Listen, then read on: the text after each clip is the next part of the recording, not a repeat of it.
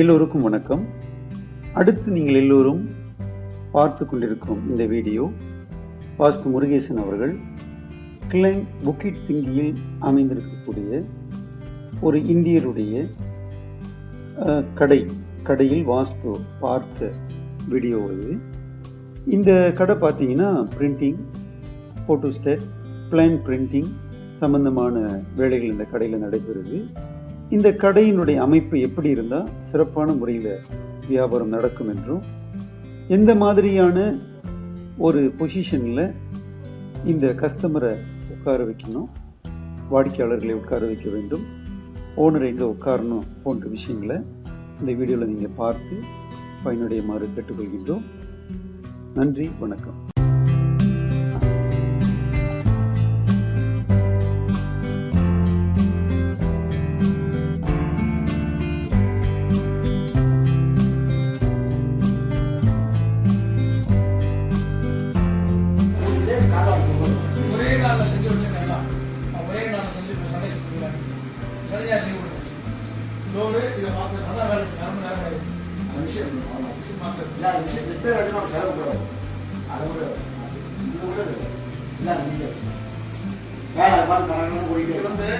உண்மையிலே வைக்கிற பட்சத்தில் எதுன்னு கேட்டீங்கன்னா நீங்க இந்த உட்காந்துருக்கீங்க பாருங்க, நீங்க வந்து இந்த சைடு உட்காரணும், இப்படி பார்க்கணும், இது ரெண்டு அங்க போகணும். வர கஸ்டமர் விளக்கு கொடுத்துருக்காங்க, கொடுத்துருக்காங்கன்னா நீங்க கிளம்பி கொடுத்துருக்காங்க. உங்களுக்கு பவர் இருக்கும், அவங்களோட பவர் இருக்காது.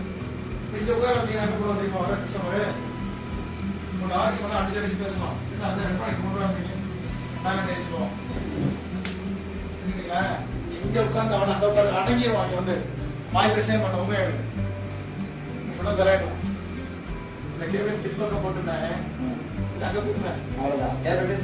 உட்காந்துக்கிட்டு இதெல்லாம் போயிட்டு அந்த சைடு போட்டீங்கன்னு வச்சுக்கேன், கஸ்டமர் அடங்கி ஒடுங்கி போயிடும். அப்படியே கொண்டு வந்து காசு கரெக்டாக வரும். இதெல்லாம் ஐடியா செஞ்சு பாருங்க நீங்க, சரியா? 2 நாள் லீவ் போட்டு செஞ்சிருக்க எல்லாத்தையும். உங்ககிட்ட ஆளை கொண்டாந்து மெஷர்மெண்ட்லாம் எடுத்து ரெடியாக வச்சு நம்ம 2 நாள் மட்டும் லீவ் போட்டு எல்லாம் வேலை முடியும். வேலை முடிஞ்சு வந்து அப்புறம் நீங்க ஒரு வந்து ரோஸ் எசன்ஸ் வாங்கி கொண்டாந்து எழுதிட்டு ஆளுக்கு வந்து பணம் கேட்டோம்.